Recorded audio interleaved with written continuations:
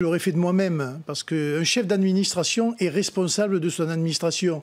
Quand il y a un problème dans la chaîne de commandement qui conduit à la mort de 4 agents de son ministère, il aurait au moins dû la présenter au Premier ministre. Après, le Premier ministre prend ses responsabilités ou pas.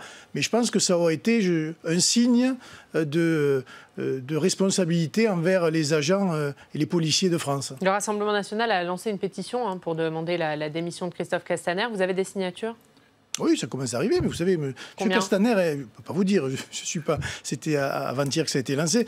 M. Castaner est très décrié depuis déjà beaucoup d'épisodes dramatiques, mais notamment aussi dans la gestion des Gilets jaunes, etc. Donc voilà, un ministre de l'Intérieur, ça doit tenir son administration, mais surtout, ça doit avoir une présence sur le terrain, et ça doit avoir une présence dans l'esprit du peuple français.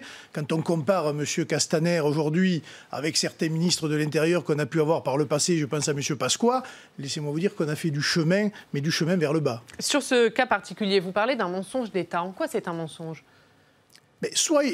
Parce qu'on ne nous a pas dit la vérité à l'origine. Il y a un problème aujourd'hui en France, c'est que, pour ne pas choquer je ne sais qui d'ailleurs, on tient l'information le plus longtemps possible sous le boisseau. Mais vous pensez qu'il y a une rétention d'informations ? Christophe Castaner ne savait pas. Il a parlé de ce qu'il savait au moment où il savait. On n'est plus dans tout ça. On est dans un processus de communication. Voilà. On ne fait plus de la politique en France. On ne résout pas les problèmes. On fait de la communication.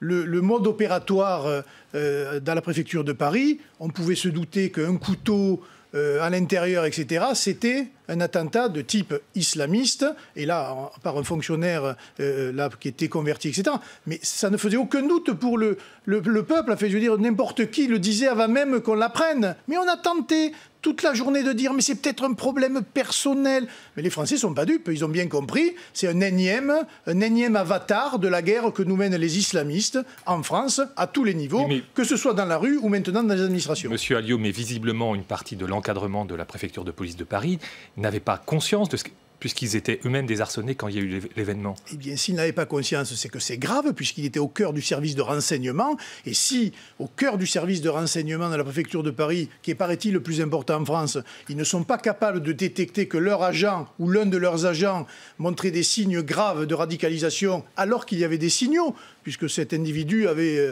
fait un certain nombre de choses, c'est qu'il y a un problème d'organisation, et les responsables de l'organisation de ces services-là devraient être sanctionnés, mutés. Mais vous dites clairement il y a un responsable, il y a un problème aujourd'hui en France dans le milieu du renseignement. Mais il ne peut pas y avoir il y a toujours des responsables. Vous comprenez, les Français aujourd'hui se font pénaliser à tous les niveaux lorsqu'ils font une faute.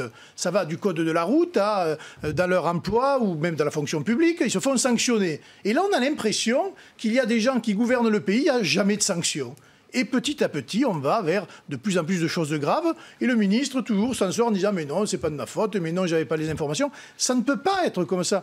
Le ministre, le principe d'un ministre, c'est la responsabilité. S'il n'est pas responsable de rien, voilà, il n'y a plus d'État, il n'y a plus d'autorité de l'État. Et les Français vont commencer à douter de la manière dont ils sont protégés dans leur propre pays. Alors, concrètement, comment on fait pour éviter que demain un tel cas se reproduise ? Vous, imaginez, vous êtes au pouvoir, qu'est-ce que vous faites ? Écoutez, quand vous avez un agent qui travaille dans un service de renseignement et qui se félicite de l'attentat de Charlie Hebdo, au minimum, vous l'écartez. Voilà, vous l'écartez. C'est une sanction disciplinaire, vous l'écartez de ce service-là, parce qu'il montre quand même des signes de faiblesse à la fois humaine et de radicalisation qui posent problème. Mais vous savez, ça doit arriver dans d'autres services, on n'en sait rien. Hein. Moi, je me pose des questions aujourd'hui, dans l'armée, dans des sites à risque, dans d'autres administrations, les gens vont commencer à douter. Et il n'y a pas pire pour une société que le doute, surtout dans ces services-là, parce que ça peut conduire à beaucoup de choses. Et d'ailleurs, le président de la République, hier, dans son discours, a dit des choses qu'il aurait dû dire depuis longtemps. Il faut faire la guerre à l'hydre islamiste, mais pour faire la guerre à l'hydre islamiste, il faut aller s'occuper de qui est l'hydre islamiste et quels en sont les fondamentaux. Et on ne le fait pas. Alors justement, la procédure de signalement a été modifiée, donc vous ne pouvez pas dire que le gouvernement n'agit pas. Est-ce que... Elle agit après une fois qu'il y a des morts. Alors effectivement... Ah oui, d'accord, mais... Et puis c'est pas les premiers morts. Après Charlie, après le Bataclan, après Beltrame, après tous les Français qui ont été égorgés dans la rue, je pense à Marseille, etc. Enfin, à un moment donné, il faut quand même prendre la mesure de ce qui est en train de se passer.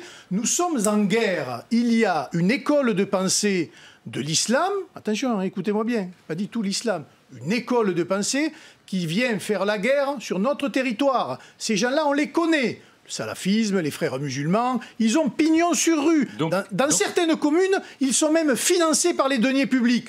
Que fait-on ? Pour l'instant, on regarde et on déplore, on sort des bougies. Il y a des mosquées, il y a des fermetures de mosquées, Louis Alliot, il n'y a pas rien. Cette mosquée ont été fermées depuis le début. Celle-là, elle a été fermée, non? Elle n'a pas été fermée. Non, mais il y en a. Il y en a, mais écoutez, moi, j'en vois pas beaucoup tous les jours. Il n'y a pas grand-chose par rapport à la menace présente sur le terrain. Je peux vous dire, il n'y a pas grand-chose qui se fait. Ça devrait être interdit en France. Voilà.